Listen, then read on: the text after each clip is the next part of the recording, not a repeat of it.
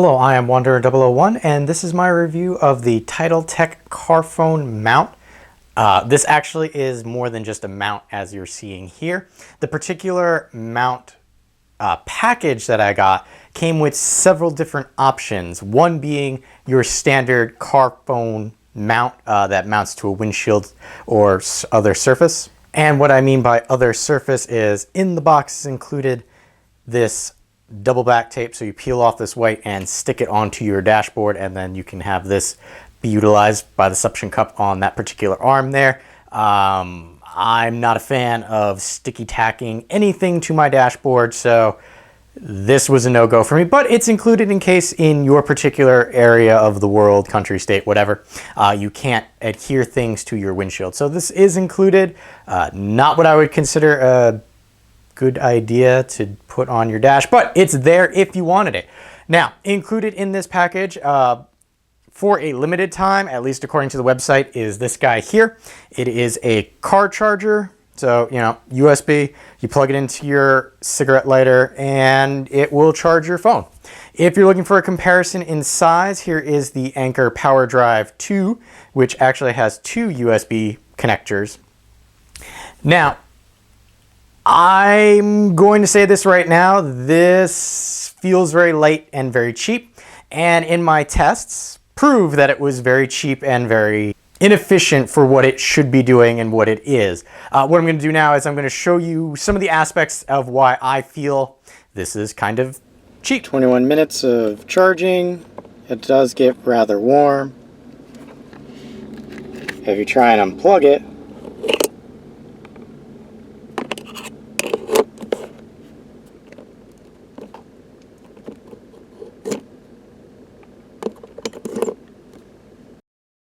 and the worst part about the charger is its actual charging. Here you can see a screenshot from a app that I was using to test it, and you can see a maximum of only 230 milliamps with a minimum of 10 milliamps. That's ridiculous compared to the Anker, which gets a maximum of 1,110 milliamps and a low of 730. So the average for the Anker obviously charges it very well. 90 milliamps for the one that comes with Tidal Tek. You're not charging your phone anytime soon. So I do realize that you saw with the Anker did unmount a little bit as you were pulling it out of the socket. However, this one completely came out. The Anker hung in there. So with that said, it's nice that this is included, but in my opinion, it's garbage. If that is a deciding factor in getting this, don't let that be a deciding factor. The next item that I have reservations about is this guy here. This is the mount that you can mount to your air conditioner. The little fins on the air conditioner. You kind of stick that guy in there, pull this ratchet back, and that hooks onto the back of the fins on your air conditioner. Now, the reason I say another thing that's not a deciding factor for me is because this did not work for me at all. Like, I started testing it out on my 05 Malibu, and after that, I had gotten a new car and I was testing it on that, which is a 2015 Forester. And on neither of them could I get it to work. In fact, on the Malibu, this little arm scratched up the fins quite a bit. And part of that also is this here. If you notice, there's a pad on this side. There's not a pad on this side. It's probably a manufacturer defect. I did put some sticky tack in there in order to kind of balance it out. And yes, it's got the movable head here, which helps this portion here attach to it. I'm not going to show you just because this, in my opinion, another factor that you should not be using to consider whether this is a package that you want. Last thing I'm going to talk about this with the air conditioner mount. Again, I'm going really fast with this because these components to me are pretty much worthless, so don't let this be a deciding factor. If you look at the arms here, you can see that they look like they should go a little more, and in fact they should, but in order to open them all the way, and this is something that you should not do before, this is something you should do before you actually try and hook it onto your air conditioning unit, if that's what you're going to do, because you actually have to give it a little good push to get that to click in and be in an open state. Now, it is a little easier since I've been doing this constantly for testing purposes, but that first couple of times that I did it, I really had to I thought I was going to break these arms off, because originally I thought, well, that's the position. Then I looked in there and there's some grooving that, indicates that, yeah, this should click in there, but it didn't feel like it. And while I do realize that this is trying to be as universal as possible, it's not going to fit a lot of people's front air conditioners. Plus, you also lose the use of the front air conditioner. So if this is a deciding factor for you, don't let it be. I don't recommend this portion.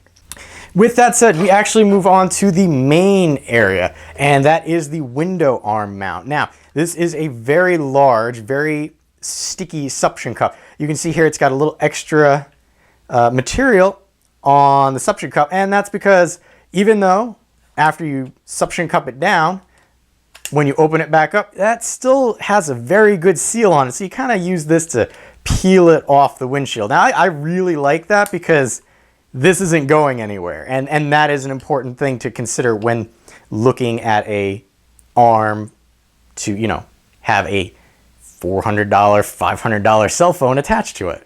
The total length that you're looking at from windshield to where the phone actually sits is about 7 inches long, and it does have an adjustable head just like the air conditioner mount.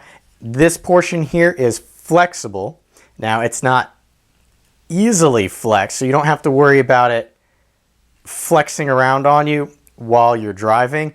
There is a little bit of bounce and list, but I'm going to get into that and actually showing you in the car with the cell phone on it and all of that. So again, what you do is you tighten this screw here, and that keeps this from spinning and rotating.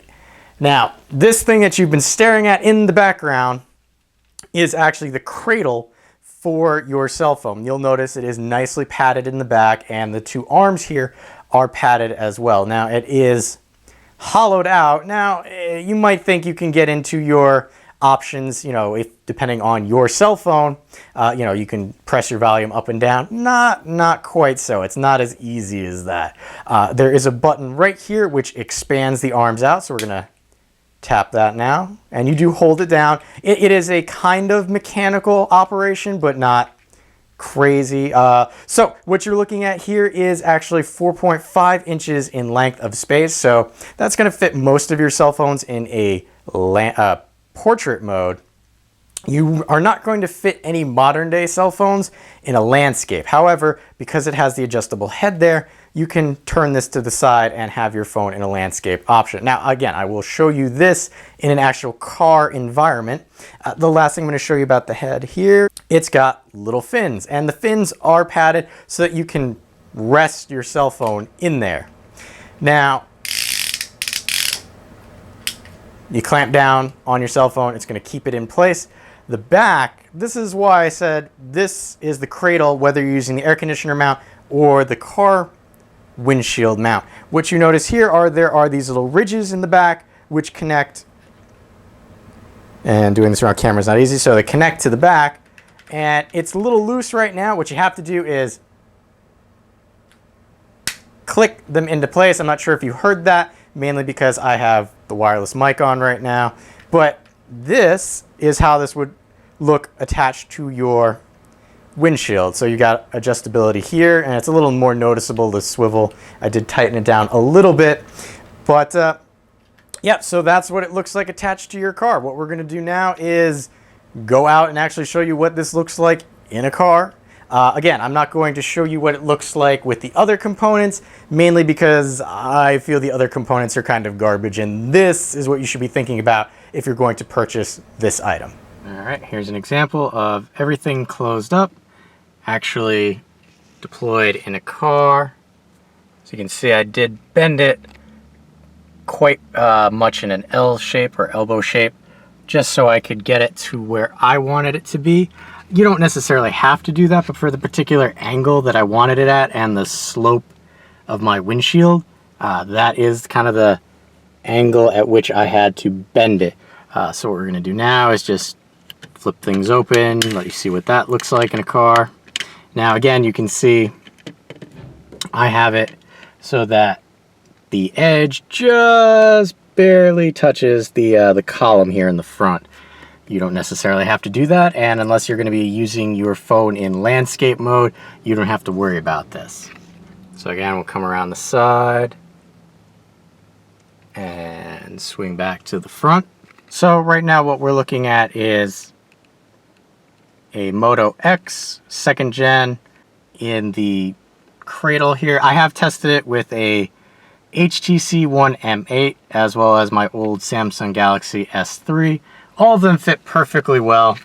And we're just going to come across to the back here, show you kind of the arch that's going on, how everything is locked in, how the feet are keeping the phone from moving around. Now, this is the portrait mode. If you wanted to landscape it, it would look something like this. So in landscape mode, you'll notice along the back here, you don't use the little feet. Everything else is set up exactly the same. Really, all that's holding it in place are the two grippers at the top and bottom, but it's pretty secure. It took me a long time to get used to the fact that the phone wasn't going to go anywhere just using the grippers. For the longest time, I wouldn't roll down my window when I had a cell phone up there, but I've gotten to the point now where I realize the phone isn't going to go anywhere, and it's perfectly fine using it with just the two grips. So you should not have any problems as well. All right, so here's the best example that I can do for the mount being active. I will try and keep it in frame best I can, as again, I am filming this by myself.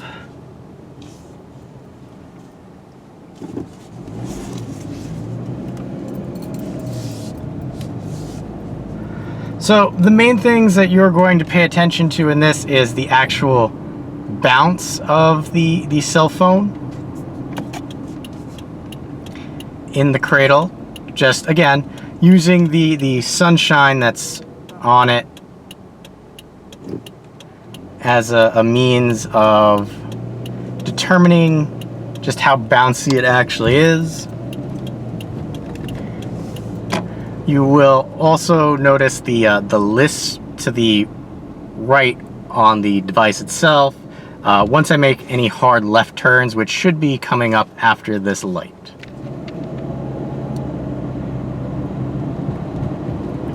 Alright, so again, I do have Waze open in the background just so you have something that you can concentrate on actually while I'm driving.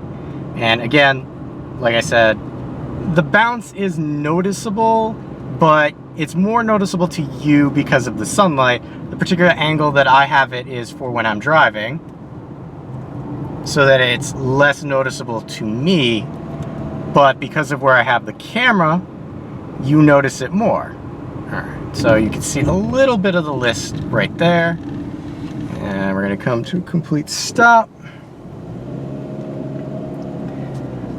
It's not terrible, like you just saw me reach across and just push it back to the position that I wanted it. Even when it lists, I do have it set up so that I can just tap it with my hand and push it back to where I want it, because it's still usable in the position. We'll see if it does it now. This should make it list. Alright, so there you go. It kind of jumped over to the side a little bit, and it's hanging out in the list position. So if that ever comes up, all you have to do is kind of give it a tap and push it back. There will be a much harder left. That was more of a gradual left. Ooh, groundhog. The coming up right now is that harder left I was talking about. So you can see it pushed it fairly far to the right, but from my position, I can still see it, and should I need to, I can just push it back over thusly. So here you go. Even though I said the components at the top are something that you should not use to make your purchasing decision, I'm throwing them back in here anyway for the wrap up because, well, they are part of the package, and maybe your experiences with the air conditioner mount will be a little better than mine. I don't like sticking things to the dashboard, so I don't care if you like it or not. I don't recommend that. And this, as a add-on for the price of everything, yeah, it's okay that they threw it in there, but you get the Anchor one for like $12. There's a link over wherever Google has that annotation thing now. You get that for $12. You get 2 ports, and it actually does a good job. So yeah, don't think about that one.